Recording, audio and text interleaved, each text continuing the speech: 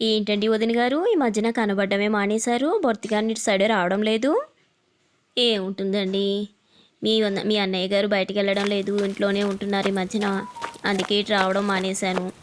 Hello aunty, ఎలా ఉన్నారు? Hi mummy, నేను మా ఫ్రెండ్స్ వాళ్ళ ఇంటికి వెళ్ళాను. వాళ్ళ మమ్మీ నాకు చికెన్ రోల్ పెట్టారు, చాలా బాగుంది. నా కోసం నువ్వు చికెన్ రోల్ చేస్తావా? అయ్యో నా చిట్టి తల్లి, ఇప్పుడు నీ కోసం నేను చికెన్ షాప్కి వెళ్ళి చికెన్ తీసుకురావాలా? పర్వాలేదులేండి, మీ అన్నయ్య గారికి నేను చెప్తాను చికెన్ షాప్కి వెళ్ళి చికెన్ తీసుకురమ్మని మీకోసం. అయ్యో వద్దులేండి, నేనే వెళ్ళి తెచ్చుకుంటాను, పక్కనే ఉందిగా. ఏం కావాలండి? 1 కేజీ మెత్తని చికెన్ కొట్టమ్మా, దుమ్ములు లేకుండా మెత్తగా ఉండాలి. సరే అండి, అలా ఒక 10 నిమిషాలు వెయిట్ చేయండి. ఏంటండి వదిన గారు, చికెన్ కోసమేనా మీరు కూడాను? అవునండి, చికెన్ కోసమే వచ్చాను. మీ అన్నయ్యకి చెప్పాను వెళ్ళి చికెన్ తీసుకురమ్మని, కానీ ఆయన పనుందని బయటికి వెళ్ళిపోయారు. ఏదమ్మా, నాకు కూడా 1 కేజీ చికెన్ కొట్టు. అలా అంటే వదిన గారు, ఇద్దరం కలిసే కదా వద్దుము. మరి మీరు ముందుగా చెప్పలేదని చెప్పేసి నేను ఒక్కదాన్నే వచ్చేసాను. ఇగోండి మేడం, మీ చికెన్ రెడీ అయిపోయింది, తీసుకువెళ్ళండి. సరే వదిన గారు, ఇంక నేను వెళ్ళొస్తాను. పాప నా కోసం ఎదురు చూస్తూ ఉంటుంది. ఏదమ్మా, నా కోసం 1 కేజీ చికెన్ కొట్టు, ఆవిడకి కొట్టినటువంటిదే. చిట్టి తల్లి, చిట్టి తల్లి, నీ కోసం చికెన్ రోల్స్ అడిగావు కదా, చికెన్ షాప్కి వెళ్ళి చికెన్ తీసుకొచ్చాను. పద, ఇంకా నీ కోసం నేను రోల్స్ తయారు చేసి పెడతాను.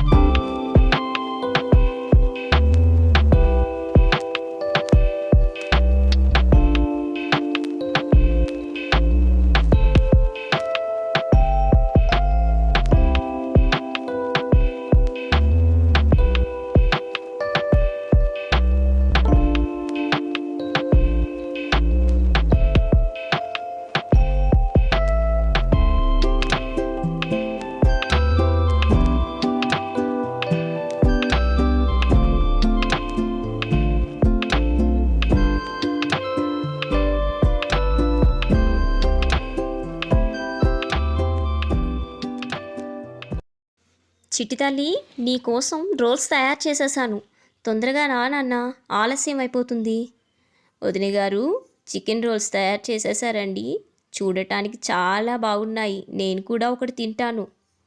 కుదరదా ఆంటీ, మొత్తం మా మమ్మీ నా కోసమే చేసింది. తప్పమ్మా, అలా అనకూడదు పెద్దవాళ్ళని. సరే కూర్చోండి, టేస్ట్ చేద్దాం. ఆంటీ, మీరు తినేసిన తర్వాత మా మమ్మీ వీడియోని లైక్ చేసి సబ్స్క్రైబ్ చేసుకోండి, సరేనా? సరే మమ్మీ, మాకు పెట్టు. Bye friends.